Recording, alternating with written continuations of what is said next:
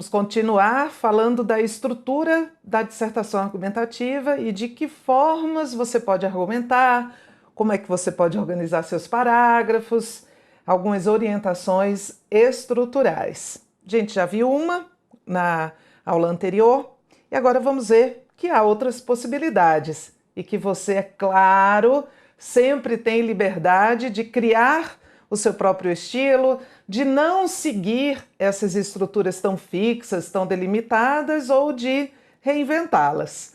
Olha só uma outra possibilidade.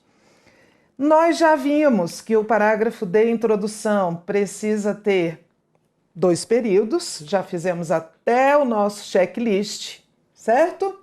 E este primeiro período é aquele que apresenta o tema. Aí, Tereza, não aguento mais isso. Tem que aguentar, porque a repetição é a mãe da aprendizagem. Então, a gente sabe que há 2 períodos. O primeiro período apresenta o tema é aquilo que eu sei que todo mundo sabe, a tese é aquilo que eu acho, e é a posição, o posicionamento, não necessariamente meu, verdadeiro, ideológico, mas um posicionamento que será abordado na redação. É importante que a gente reforce isso. A tese precisa ser apresentada na introdução. O seu examinador quer ler o desenvolvimento já sabendo a perspectiva de defesa, né, que você tem sobre aquele tema. Aí eu posso afirmar isso, é notório que, ou simplesmente afirmar o que vem depois. Você pode até pensar numa frase com é notório que. E depois, a frase que você estabelecer aqui, ela fica e o é notório sai. É só uma ajuda, é só uma pequena ajuda para você ter uma forma de introduzir este parágrafo no seu rascunho. Mas olha, aquilo que é notório, eu posso afirmar sem dizer que é notório. Eu posso simplesmente fazer uma afirmação, tá? Então, depois você pode dizer, um exemplo disso é, e aí você usa a técnica da exemplificação, já vamos falar das técnicas argumentativas que estão disponibilizadas. E aqui, se você vai acrescentar uma ideia que é uma soma à ideia anterior, você pode dizer, além disso, é preciso também considerar que, e aí você apresenta um novo argumento. O conector conclusivo pode ser o portanto, você pode fazer assim, ou então colocá-lo com inicial minúscula, obviamente, e entre vírgulas, no meio da primeira frase da conclusão do último parágrafo, e aí dessa forma é necessário, e aí você faz uma proposta de intervenção. É necessário conscientizar, é necessário fiscalizar, é necessário investir, é necessário promover, é necessário o quê? Para quê? Né? Então você diz o que é necessário, promover, conscientizar, fiscalizar, discutir, estabelecer. Para qual é a finalidade? Para melhorar alguma coisa, para... Enfim, aí é o seu conteúdo. A gente já vai treinar isso na prática com alguns temas, tá? E lembrando que isso aqui é a nossa proposta de intervenção no final da conclusão.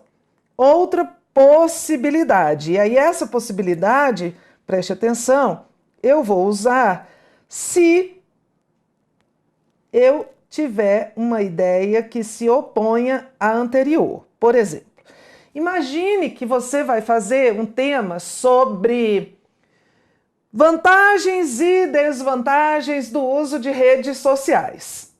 Então, você tem um tema que não é polarizado. Você não vai falar só vantagem nem só desvantagem.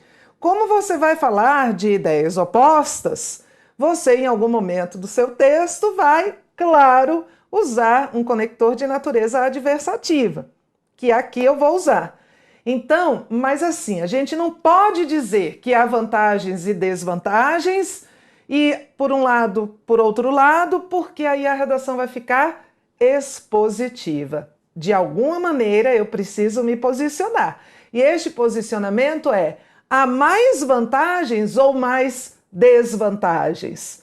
Então eu posso dizer na minha tese que, embora o uso de redes sociais promova algumas desvantagens, há mais vantagens nesse sistema e, portanto, ele deve ser estimulado. E aí eu vou apresentar uma desvantagem e duas vantagens, entendeu? Minha balança não pode ficar equilibrada. Ela vai ter que pender para um lado ou para o outro, sob o risco de meu examinador me dizer: olha, você não argumentou, não há tese na sua redação. É sempre bom você, ainda que o tema não seja polarizado, é sempre bom que a balança penda mais para um lado do que para outro. Então imagine que o tema permita essa abordagem mais sistêmica, menos polarizada, e eu vou fazer essa estrutura que aqui está, que você vai olhar agora. Sempre lembrando, eu acho que são recursos que você nunca, jamais vai escrever na sua redação. Então isso aqui é só uma forma de a gente ter certeza de que apresentou o tema e a tese em períodos separados, mas no mesmo parágrafo. E depois eu apresento. É inegável que o uso de redes sociais pode provocar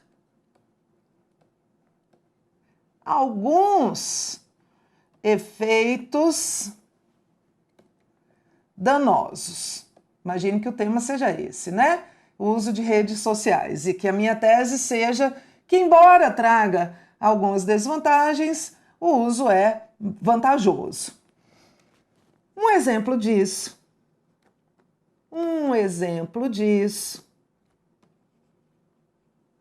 é... E aí eu desenvolvo. Você está vendo que eu estou juntando uma estratégia desse modelo com uma estratégia aqui, ó. Um exemplo disso é o fato de algumas pessoas ficarem dependentes, o fato de algumas pessoas ficarem dependentes da validação alheia para o seu próprio comportamento. O que se revela, sobretudo, na dependência, né? Se eu já usei dependência na hora lá da minha revisão do rascunho, eu tiro das curtidas, coloco curtidas entre aspas, né? Porque é uma coloquialidade, a que as fotos estão submetidas quando postadas. Entretanto, aí eu vou ter que falar das vantagens. Essas redes, aí eu não preciso mais dizer redes sociais, basta eu usar o essas redes são benéficas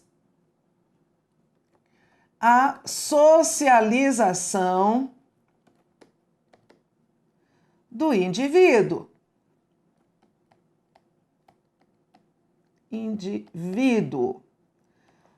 Pois, aí você vai dar a causa, pois por meio delas, pessoas que há muito não se viam se reencontram e podem estabelecer laços afetivos. Ponto.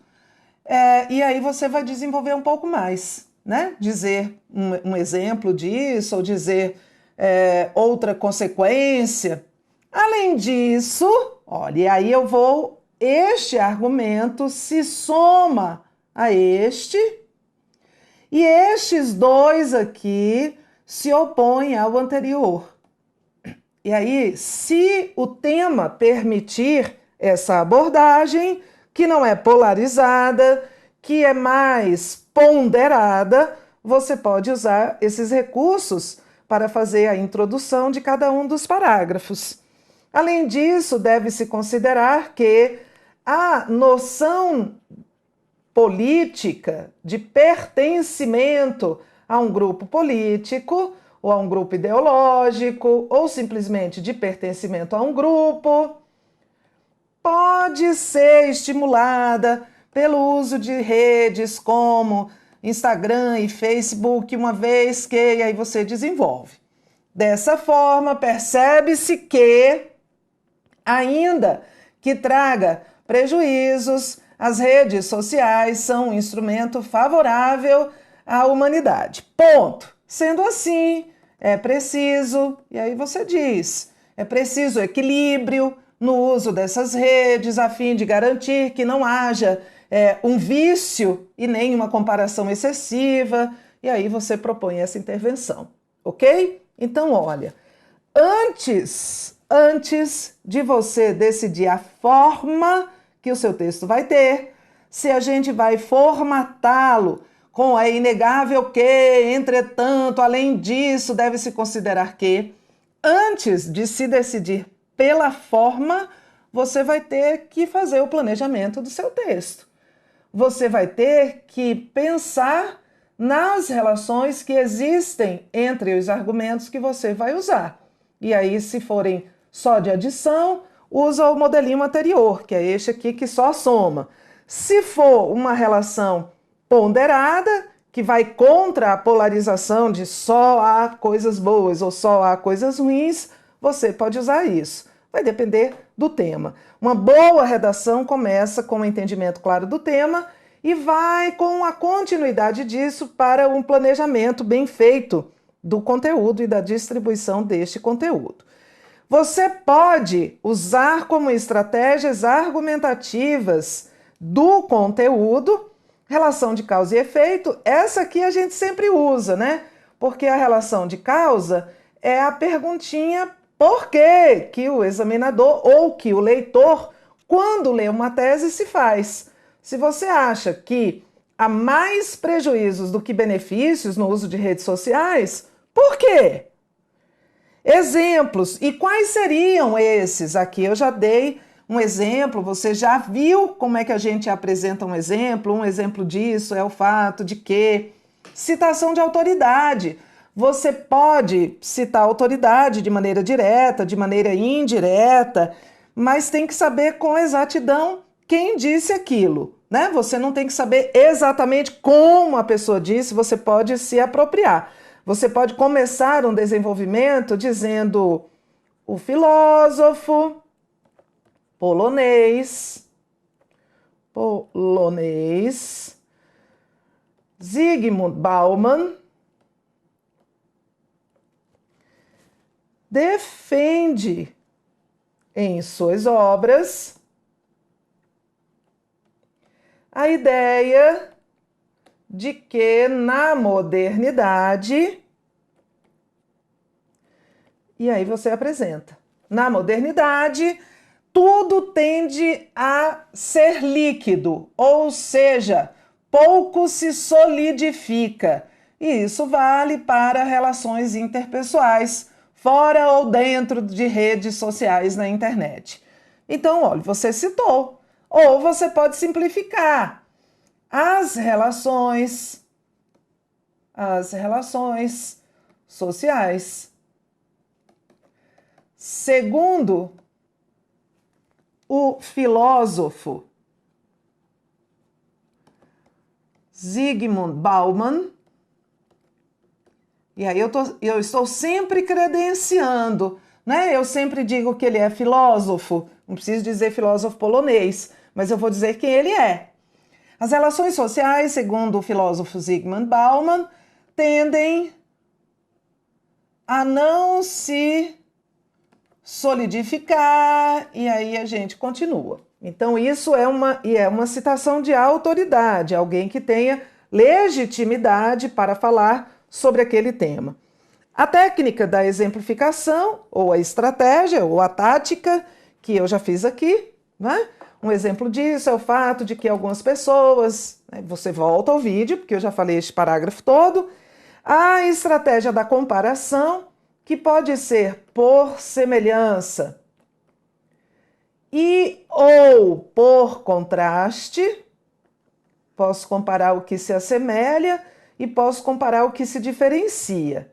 Então, pode ser por semelhança e ou por contraste. Então, imagine que eu vá comparar o modelo a idade penal em alguns estados norte-americanos com a idade penal no Brasil, né? E aí eu digo assim, a redução da idade penal, imagina que já era minha tese, contrária à redução da idade penal, a redução da idade penal, em regra, não está associada à redução de criminalidade. No Brasil, a idade penal é de 18 anos. Nos Estados Unidos, alguns estados têm a idade penal de 14 anos. Porém, o fato de que isso ocorra não significou diminuição. Então, você está comparando. Você está comparando dois países, dois sistemas penais diferentes, duas idades ou maioridades penais diferentes. Ou você pode relatar fatos, claro, que sejam de domínio público, não é? Reais, óbvio, até uma redundância, tá? Mas eu vou colocar aqui, todo fato é real. Sabe aquele negócio que a gente vê assim, baseado em fatos reais no filme? Aqui no livro é uma redundância, é um pleonasmo. Se é fato, é real. Não pode ser um fato fictício, né? Aí é uma ficção, aí não é fato. Mas eu vou colocar aqui para deixar claríssimo, você evite criar hipóteses e suposições, porque a argumentação baseada em fatos é muito mais importante, né? Até um ditado que diz: contra fatos não há argumentos. Além de serem reais, esses fatos que você coloca na sua redação têm de ser, claro, de domínio público. Não pode ser um fato da sua vida particular, também não pode ser um fato a que pouquíssimas pessoas, por privilégio de alguma atividade que desempenham, tiveram acesso. Então, é um fato real, por mais redundante que isso seja, só para a gente reforçar, e escreve aí, olha, de domínio público. De domínio público. Então, você pode citar, vamos falar sobre, sei lá, pena de morte, possibilidade de pena de morte no Brasil. E aí você diz que um dos seus argumentos contrários, só estou especulando aqui, contrários à pena de morte, é que a pena de morte pode conduzir a julgamento e à condenação pessoas sob o clamor da passionalidade. É comum que crimes hediondos gerem comoção popular e demandem imediata reação por parte do judiciário. Um exemplo disso, e aí você pode dar um exemplo, vai ser ao mesmo tempo um exemplo e um relato de fatos. Foi o que ocorreu no Brasil no ano tal, aí você tem que ter esse ingrediente na sua geladeira, né? Para botar na sua redação. O examinador tem fome. Deixe, fazendo analogia aqui, deixe a sua geladeira abastecida de ingredientes para fazer um prato bem saboroso para ele, porque ele tem fome. E para você fazer este prato saboroso para servir ao examinador, sua geladeira tem que estar abastecida. Então, tudo isso aqui você pode usar na sua redação. Vamos ver algumas possibilidades de organização de texto? Então vamos lá.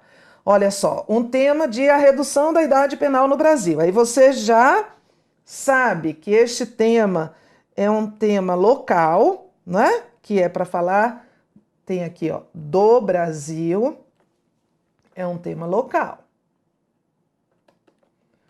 Não é um tema universal. E é uma discussão que já existe há muito tempo, mas é uma discussão que também se agiganta, se avoluma hoje, na atualidade. Então, a gente vai montar o planejamento do nosso texto. Eu preciso ter um tema e uma tese. Imagine que a minha tese será contrária à redução. Tudo aqui é exemplo, tá? Não significa que eu seja contrária nem a favor, muito pelo contrário, né? E aqui eu já sei que eu vou ter que escrever todos sabem que,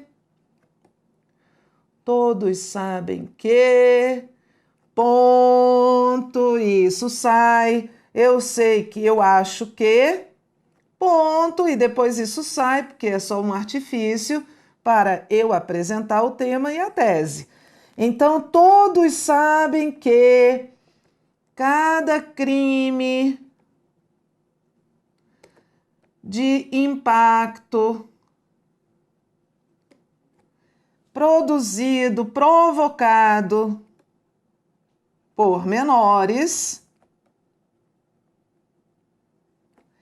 gera indignação popular e um questionamento a respeito da manutenção da idade penal no Brasil. Ponto. Então, isso é um fato, né? Eu sei, você sabe. Toda vez que há um crime de impacto que é provocado por menor, e isso provoca realmente essa discussão, reacende essa discussão. Eu acho que a redução da idade penal, né? Ou essa redução, se eu já tiver usado redução da idade penal, depois é que a gente pensa nisso. Depois, na hora de revisar o rascunho, é que a gente vai fazendo esse trabalho fino, né? A redução da idade penal. Se eu já tiver usado essa expressão, eu digo aqui essa redução, mas isso é o trabalho do rascunho, né? De revisão do rascunho. Essa redução não é compatível com, e aí vem a minha tese, né? Com a Constituição brasileira e com a formação da adolescência, da infância e da adolescência. E aí eu começo a elencar as minhas ideias. Vamos pensar em dois argumentos? O argumento 1 é de que o jovem está em formação. O argumento 2 é de não houve redução da criminalidade em países que diminuíram a idade penal.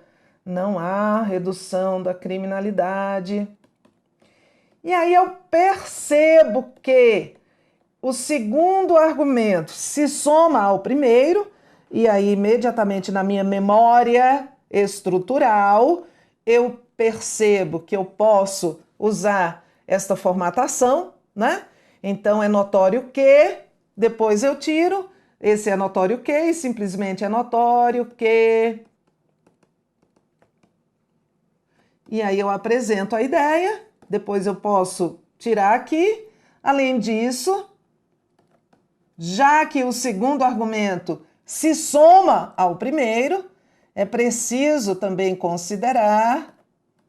Isso aqui não é nem o meu rascunho, é o meu planejamento para eu visualizar o texto sistemicamente, como um todo, antes de começar a escrevê-lo.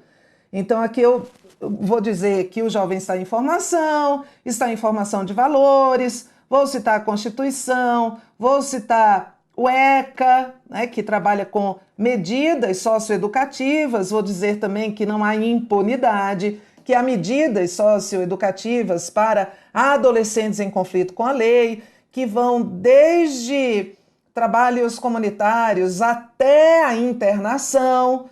Então, que já há uma punição neste sentido. E aí eu vou aqui dizer que não há redução de criminalidade. Além disso, é preciso também considerar que países que implementaram idade penal abaixo da do Brasil não viram proporcionalmente a diminuição da criminalidade. O fato é que o crime organizado irá aliciar cada vez mais cedo jovens, e aí você desenvolve. Lembrando sempre que a gente não está aqui para discutir essas ideias, né? Estou dando só exemplos de formatação. Então eu digo, portanto,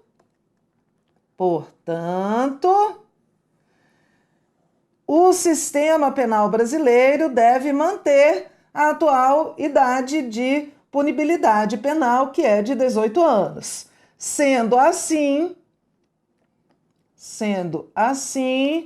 é preciso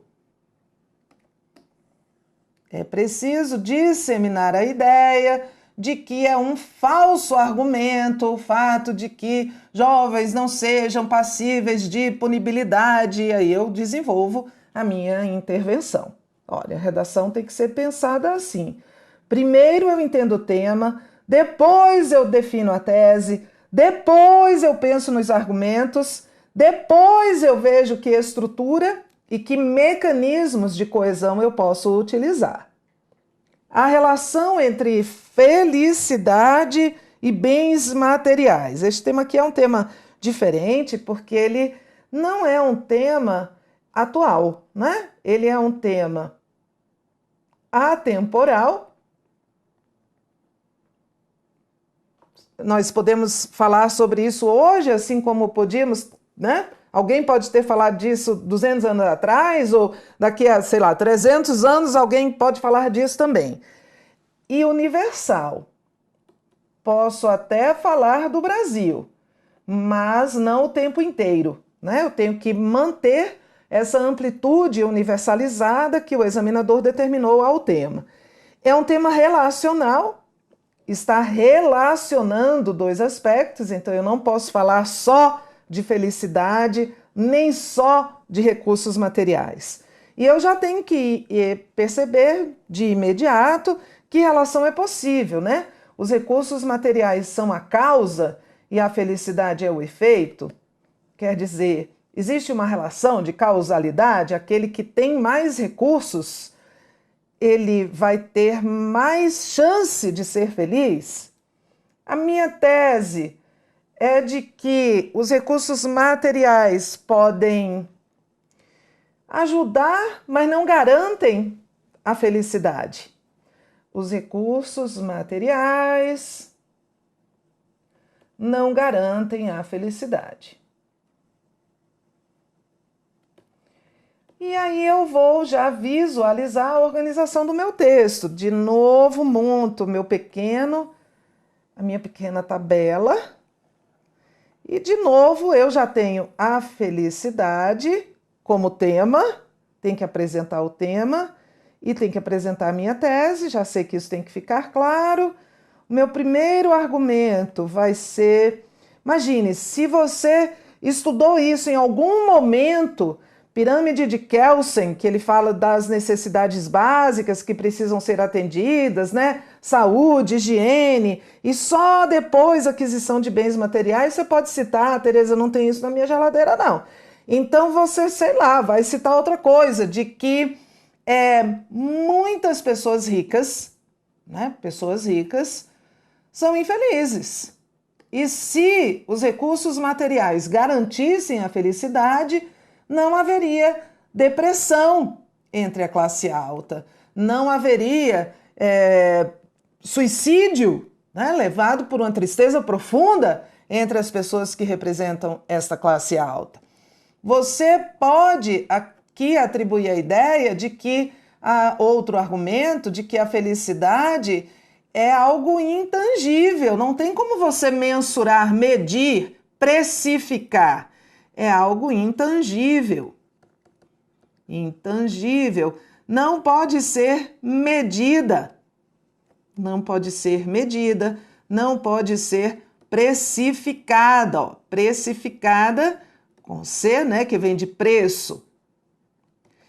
Você pode dizer que a confusão entre ser e ter é típica da sociedade capitalista, que é uma sociedade de consumo, mas isso gera um ciclo da infelicidade. Porque, obviamente, consumidor bom é consumidor insatisfeito, né? Porque aí ele consome mais. E aí é um ciclo da infelicidade. Ah, já sei, Tereza, vou citar o iPhone. E vou citar o conceito de que o iPhone usa a obsolescência programada. Obsolescência programada. Você sabe que o iPhone já é lançado com data para se tornar obsoleto, não é isso? Ser substituído por um outro modelo, mais novo, com mais recursos, em que haja novos aplicativos, enfim. E aí você pode mencionar isso. Então, eu tenho aqui 3 argumentos. Aqui eu venho, já sei que eu vou usar um portanto, depois eu posso deslocar esse portanto para o meio da frase, entre vírgulas. Essa tese vai ter que ser reafirmada aqui com outras palavras. E depois é preciso, assim, investir não em poupança, nem em bolsas, mas em relações afetivas, laços familiares, boas recordações, porque isso é. E aí você conclui. Enfim, e aqui depois você decide qual é a melhor amarração que você faz entre estes parágrafos, né? Primeiramente, em segundo lugar, essa amarração a gente faz depois de distribuir os conteúdos. Em segundo lugar, finalmente deve-se entender que a confusão entre ser e ter é fruto de uma sociedade de consumo, e aí você desenvolve. Certinho? Então, entendemos que redação é um processo, ela é um produto para quem corrige, né? Quando eu corrijo a sua redação, quando o corretor lá do seu concurso corrige a sua redação, ele tem um produto ali na mão. Mas até aquele produto surgir para você, que é o candidato e que vai fazer a redação, é um processo. Começa com muita clareza no entendimento do tema e termina com um capricho na hora de passar limpo, entregando um texto que seja legível, diferencie maiúsculas de minúsculas, uniformize a letra para o examinador. No meio do caminho, a gente tem que ter ideias, ordenar ideias, escrever, revisar, né? Aquele ajuste, estou repetindo essa palavra. Não é na hora em que você está planejando que você pensa nisso. É na hora de revisar antes de passar limpo que você pensa nisso. Tem de praticar muito, não é? Tem que praticar pelo menos esse planejamento para isso se naturalizar para você, e tem de praticar fazendo a redação dentro de uma situação real de prova. Então, vai fazer uma prova no seu concurso, você vai fazer só a redação? Não vai, a redação está lá juntamente com outras provas. Então, quando você for estudar, uma tarde de estudo, uma manhã de estudo, uma noite de estudo que seja, em que você vai fazer exercícios, neste dia você acrescenta 1h30 e faz uma redação. 1h30 é um limite assim muito alto, porque muitas vezes a gente tem menos do que isso, tá? Na hora lá do concurso. Então, redação a gente treina inserindo o exercício de fazer a redação em um momento de estudo. Você não vai separar, vou separar quinta-feira à noite para fazer a redação. Não, que a vida não é assim, né? Que a redação vem num combo com outras questões. Certinho? Já vimos tudo, vimos a estrutura, vimos conteúdo, vimos a apresentação. Agora você continua os seus treinamentos. Qualquer dúvida, estou aqui, sempre do seu lado, sempre de mãos dadas com você. Bons estudos, um abraço.